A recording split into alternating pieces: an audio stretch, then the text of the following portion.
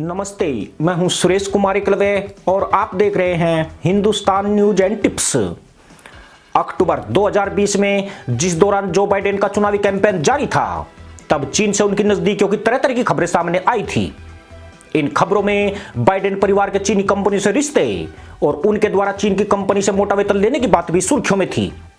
सिर्फ इतना ही नहीं, उन पर आतंकी मुल्क पाकिस्तान के प्रति दरिया दिली के चर्चे भी खूब चले थे।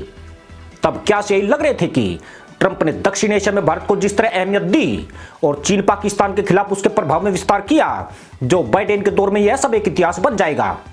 बाइडेन चीन से रिश्ते सुधारने पर ज्यादा ध्यान लगाएंगे और पाकिस्तान को पुरानी दोस्ती के सूत्र में फिर से पिरो लेंगे।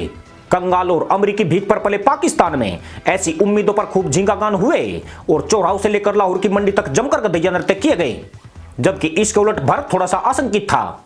वजह यही थी कि बराक ओबामा के कार्यकाल में जो बाइडेन पाकिस्तान की तरफदारी ज्यादा किया करते थे। पीएम मोदी और भारत के राज्य जम्मू कश्मीर के बारे में बाइडेन और कमला हैरिस ने निर्वाचित होने से पूर्व ऐसे करने वाले बयान दिए थे। यूपी भारत की विदेश नीति में कश्मीर का महत्व बेहद ऊपर है। इस राज्य पर दिए जाने वाले विदेशी बयानों से भारत के मित्र और शत्रु देशों तक की सूची बना ली जाती है। तुर्की और मलेशिया जैसे देश कश्मीर पर बकलोली करने के कारण ही आज भारत से कोई मदद हासिल नहीं कर पा रहे हैं। बहुत गिड़गिड़ाने के बाद भी भारत ने इन मुस्लिम देशों को वैक्सीन देने की हामी नहीं भरी है। जो बाइडेन अब पूरी तरह अमेरिकी की सत्ता पर आधिपत्य स्थापित कर चुके हैं, वे जिस तरह एक्शन के मूड में हैं, उससे उनकी विदेश नीति की झलक भी साफ साफ दिखने लगी है। मजे की बात यह है कि इस बार वे पूरी तरह बदले बदले से नजर आते हैं। उन्होंने भारत को सिर्फ सहयोगी नहीं, शीर्ष सहयोगी देशों की सूची में सबसे ऊपर रखा है। इजराइल, सऊदी अरब भी अमेरिका की लिस्ट में भारत से नीचे हैं। इस सूची में पाकिस्तान का कहीं नाम तक नहीं है, जिसका मतलब यह है कि अब खटारा पाकिस्तान को अमेरिका कोई अहमियत नहीं दे रहा है। पिछले महीने 13 मार्च को क्वाड की वर्चुअल मीटिंग में अमेरिकी राष्ट्रपति जो बाइडेन और भारत प्रधानमंत्री नरेंद्र मोदी पहली बार आमने सामने आए थे। अब 22-23 अप्रैल को जलवायु परिवर्तन के मुद्दे पर होने वाली वर्चुअल बैठक में यह दोनों फिर से एक बार एक दूसरे से रूबरू होंगे।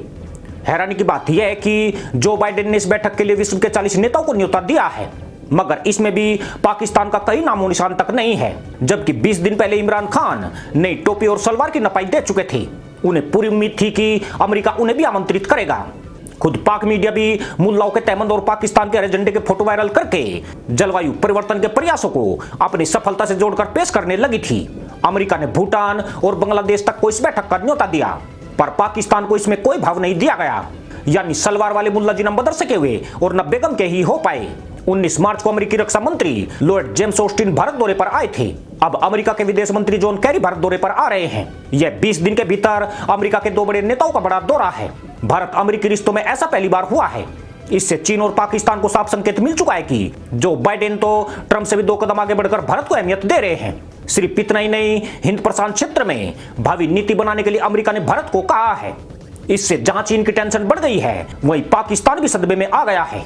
बाइडेन प्रशासन से पाकिस्तान ने जो उम्मीदें पाली थी, वह सांप के बदन पर कैचुली साबित हुई है। पाकिस्तान जान गया कि बाइडेन अलग रूप में आ गए हैं। वे ऐसा व्यवहार कर रहे हैं जैसे दुनिया में उन्होंने पाकिस्तान का नाम कभी नहीं सुना है। ईरान में चीन के बढ़ते कदमों के काउंटर में अमेरिका भारत को ईरानी प्रतिबंधों में कुछ छूट देने पर विचार कर रहा है। चाबार पोर्ट भारत और ईरान की साझी परियोजना है। अमेरिका ने ईरान पर लगाए गए प्रतिबंधों से चाबार पोर्ट को अलग रखा है, जिसका फायदा भारत को ही मिला है। अब ऐसी भी चर्चाएं हैं कि अमेरिका द्वारा भारत को ईरान के साथ चावल, चीनी के निर्यात के साथ तेल आयात की अनुमति भी दी जा सकती है। अमेरिका नहीं चाहता है कि चीन पूरी तरह से ईरान पर काबिज हो जाए। ऐसे में वह भारत को आगे बढ़ाने का प्रयास कर रहा है। खास बात यह भी है कि इससे भारत को नुकसान होने की बजाय फायदा ज्यादा हो रहा है। ईरान से तेल आयात के दरवाजे खुले तो यह कम लागत में भारत को हासिल हो सकेगा, जिससे देश में बढ़ते तेल के दामों पर अंकुश भी लगाया जा सकेगा। अमेरिकी रक्षा मंत्री लॉर्ड जेम्स ऑस्टिन और राजनाथ सिंह की बैठक में US Indo Pacific command, central command और अफ्रीकी कमांड में भारतीय सैनिकों के सहयोग पर सहमति बन चुकी है। अब इन इलाकों में भारतीय सैनिक और अमेरिकी सैनिक मिलकर काम करेंगे, परंतु अमेरिका से भारत को एक और बड़ी छूट मिलने की उम्मीद है। भारत रूस के बीच $5 अरब के S-400 missile defence system deal पर अमेरिका की नाराजगी सामने आई थी। भारत ने साल 2018 में रूस के साथ यह समझौता किया था। इसी साल के अंत तक यह हथियार भारत को मिलने वाला है, मगर इस मुद्दे पर अमेरिका अब नरम पड़ता जा रहा है। जबकि नाटो सदस्य तुर्की पर S-400 खरीदने की वजह से उस पर कड़े प्रतिबंध थोप दिए गए हैं। पर भारत के मामले में अमेरिका ने ऐसा कुछ भी नहीं किया है। खास बात यह है कि अमेरिकी रक्षा मंत्री ने भारत की यात्रा के दौरान अपने समकक्ष राजनाथ सिंह के सामने भी इस मुद्दे को नहीं उठाया है। इससे साफ पता चलता है कि अमेरिका किसी भी सूरत में भारत को परेशानी में नहीं डालना चाहता है। कहने वाले तो यह भी कहते हैं कि जो बाइडेन को पाकिस्तान की उम्मीदों पर खरा उतरता न देखकर इमरान खान ने भारत से रिश्ते सुधारने की कवायद शुरू की है।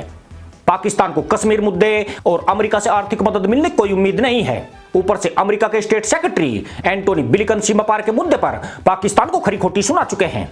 उन्होंने आतंकियों पर दरियादिली दिखाने पर भी पाकिस्तान को घेरा है। अमेरिकी नागरिक डैनियल पर्ल के हत्यारों की रिहाई से भी अमेरिका पाकिस्तान से नाराज चल रहा है। ऐसे में पाकिस्तान भारत से रिश्ते सुधारकर अमेरिका तक पहुंचने की कोशिश में है। उसका एक मकसद यह भी है कि भारत से रिश्ते सुधारने का मुद्दा उठाकर अमेरिका से तारीफ के दो शब्द मिल जाएंगे। पर लगता यूं है कि पाकिस्तान को इस मामले में ज्यादा कुछ सफलता नहीं मिलने वाली है। उल्टे अमेरिका ने पाकिस्तान की आपत्तियों को नजरअंदाज करके अफगानिस्तान की शांति प्रक्रिया में भारत को शामिल कर लिया है। इससे पाकिस्तान को एक बड़ा झटका लगा है। ट्रंप के कार्यकाल में पाकिस्तान ने भारत को इस शांति प्रक्रिया से किनारे करवा दिया था और अपने मित्र तुर्की की एंट्री करा दी थी, मगर बाइडेन ने यहां भारत की एंट्री कराकर पाकिस्तान का सिरदर्द बढ़ा दिया है। भारत अमेरिकी संबंधों पर नजर रखने वाले विश्लेषक इसे अमेरिका की मजबूरी कह रहे हैं। उनके मुताबिक दक्षिण एशिया में चीन को काउंटर करने हेतु उसे भारत के सहयोग की जरूरत है। यह बात बहुत हद तक सही हो सकती है, पर इससे भारत को सिर्फ और सिर्फ फायदे ही मिले हैं। अमेरिका भारत की इस दोस्ती में भारत को कोई नुकसान नहीं हो रहा है। डोकलाम और लद्दाख में चीन से तनाव में अमेरिका ने भारत का खुलकर साथ दिया है। सिर्फ इतना ही नहीं, अमेरिका ने लद्दाख में तैनात भारतीय जवानों के लिए गर्म कपड़े और हथियार तक मुहैया कराए हैं। संभवतः अमेरिकी समर्थन की वजह से ही इससे चीन पर दबाव बढ़ा है। इससे हालात उतने खतरनाक नहीं बन सके जैसा कि अंदेशा लगाया जा रहा था। यानी इस वक्त अमेरिकी विदेश नीति में राष्ट्रवाद ज्यादा बलशाली होकर उभरा है। ट्रंप इस राष्ट्रवाद को मजबूत करके गए हैं। बाइडेन द्वारा इस पर चलना मजबूरी और जरूरी दोनों हो गए हैं। अगर ऐसा नहीं किया तो अगली शताब्दी चीन की हो जाएगी। इसी के साथ अनुमति दोस्तों, जय जवान जय किसान जय हिंद वंदे मातरम।